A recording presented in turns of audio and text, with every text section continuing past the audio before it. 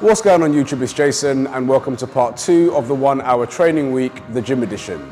So in the first session we did 5 exercises, we did 4 sets of 8 and we took around 25 minutes in total. In this session we're going to be doing 5 exercises again, but this time we're going to be doing 4 sets of 12 and we're going to be taking around 27 minutes. So just like the first session, we're going to start the session with 2 minutes of cardio. Again, any cardio machine of your choice. You want to be going fairly brisk, get the blood pumping around the body and prime the body to train. So the first exercise we're going to do is the incline dumbbell press. In the first session we did 4 sets of 8 of the bench press. This time we're using dumbbells. It's a little bit more functional and works individual sides of the body. We want to be looking to use a slightly lighter weight than what we used in the first session because we're doing more reps. So we're shooting for 12. Again, the tempo is going to be 2 seconds on the way down and 1 on the way up, with 45 seconds rest in between sets. So the next exercise we're going to do is the leg press. People get obsessed with lifting heavy when it comes to building muscle, but the leg press works really well in higher rep ranges. So we're going to shoot for 12. I've picked this version of the leg press because not every gym has the 45-degree leg press, but you can pick either, it doesn't really matter. So again, 12 with the same tempo of 2 down and 1 on the way up. Using about 60% of your 1 rep max for your working weight. So next exercise we're going to do is the dip. We're going to do this assisted again. As I mentioned before, most gyms have now the assisted dip and assisted pull-up machine. So you want to put up the support, pick your weight and shoot for 12 reps with the same tempo. If you're a little bit stronger, again, you can adjust the support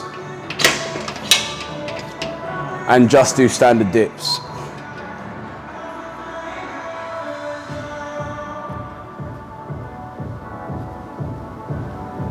So the 4th exercise in our routine is going to be the barbell bent over row.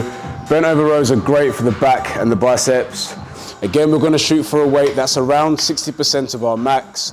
We're going to be going for 4 sets of 12, doing a tempo of 1 second on the way up and 2 seconds on the way down.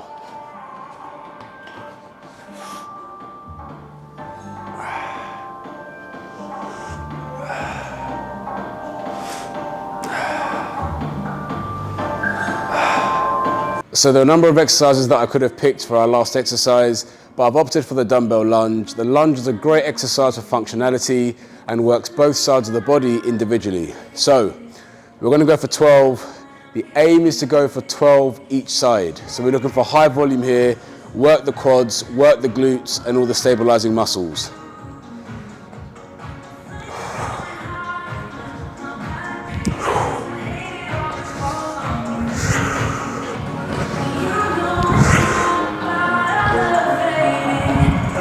Cool, so session done, 27.5 minutes to be precise. If you're someone who's busy and doesn't have time, there really is no excuse to skip training sessions. Let's head home for a quick recap. So yeah, 2 sessions done in under an hour, and it incorporates 2 key principles of muscle building. The first is training frequency, and this is why I advise against this typical chest, back, shoulders split routine. You ideally want to hit every single muscle group on your body at least twice. And the second is volume. In order to build a decent amount of muscle, you need to do at least 10 sets per muscle group per week. So to recap, directly or indirectly, we worked glutes for 12 sets, chest, back and legs, and we did shoulders for 16 sets. The reason we did a bit more on shoulders is because we can't really avoid working the shoulders indirectly. When you're working your upper body, shoulders connect everything, and so they're involved in everything you do. So yeah, training like this, provided you have a decent step count and a decent understanding of nutrition, should allow you to lose fat and build muscle over time. When it comes to minimalist training, do I prefer it to standard training? I'm going to say no, because as I mentioned in the first video, nothing compares to time and volume that you would get in a standard week of training. The main reason I started this mini-series is because there are certain seasons in life Well, with the best will in the world, you can't find the time to train. You're just so busy.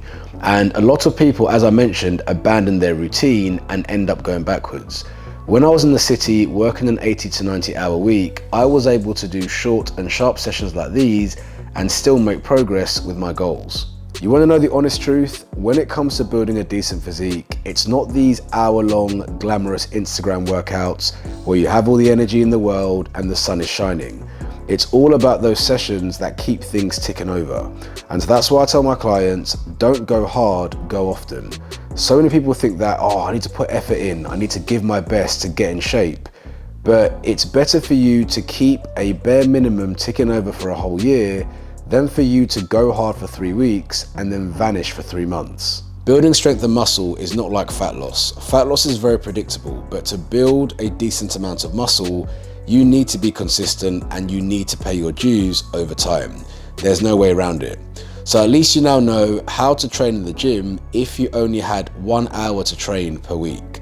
The next couple of episodes are going to be what I would do if I only had an hour to train at home. And so once this series is complete, you should have a proper guide about how to stay in shape during your busy periods. Even though it's only an hour of training per week, it still requires you to prioritize your training and your health. If you think about training like an afterthought, like so many people, you're just not going to find the time to train in your busy periods. One of the things I used to do when I was crazy busy was I'd sit down on a Sunday, I'd look at my diary for the week, and I would plot the sessions in advance. I realized very quickly that if I walked through the week and just hoped to get a session in when I found the time, that time would never come. So be intentional, plan your sessions in advance, and get things done. Hope you enjoyed this video and found it helpful. Don't forget to like it, comment below for the algorithm, it massively helps. Please subscribe, and I'll see you again soon.